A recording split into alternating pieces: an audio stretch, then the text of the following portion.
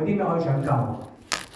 就係個速度，我哋可以改變個速度，就等於你跑步，你可以跑快啲，你可以跑慢啲。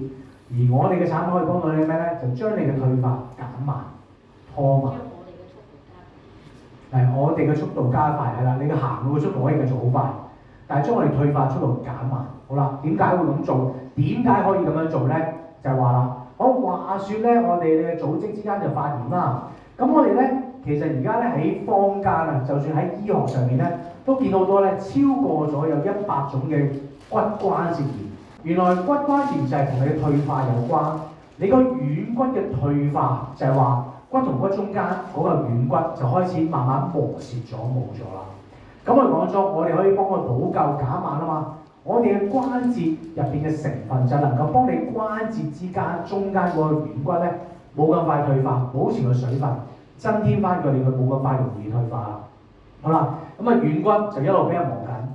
咁如果譬如冇一啲補充品幫嘅話咧，可以正常咁退化咯。好啦，到可以你有啲補充品保住咗啦，咁你一路磨刀啦，我哋一路補充翻佢，即係等於我哋補充裝咁樣保住佢。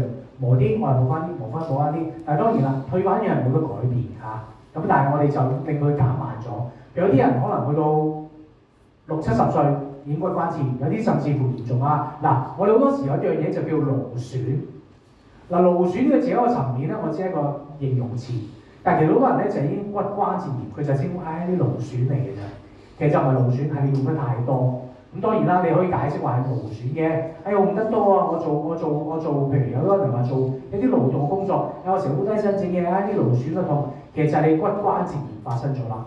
有一個炎症，當炎症發現咗嘅時候咧，你會更加痛。呢個成個分別啦。好啦，所以當你咧骨同骨中間個軟骨已經磨蝕咗啦，去到痛，點解痛？嗱，大家要了解咗痛係咩嚟嘅先。痛就係骨同骨之間磨啦，咁你骨同骨中間磨點解會痛咧？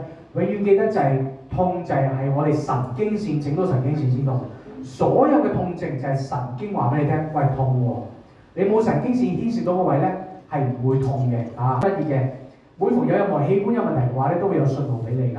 好啦，咁啊骨關節通常幾多歲發生咧？我哋見到最下嗰度做啦，男士咧通常45歲啦。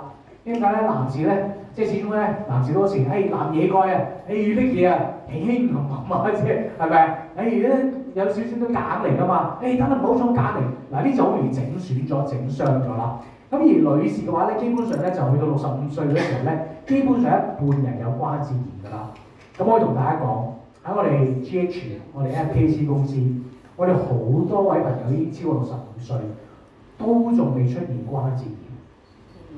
但係如果你坊間，你哋可以去下任何一間嘅醫院坐度睇下，好多老人家60歲已經骨關節炎啊，行路趌下，係啊，搭巴士最多㗎啦。你見到好多烏晒身啊嗰啲咁咧，其實除咗骨有問題之外，就有關節痛係最慘。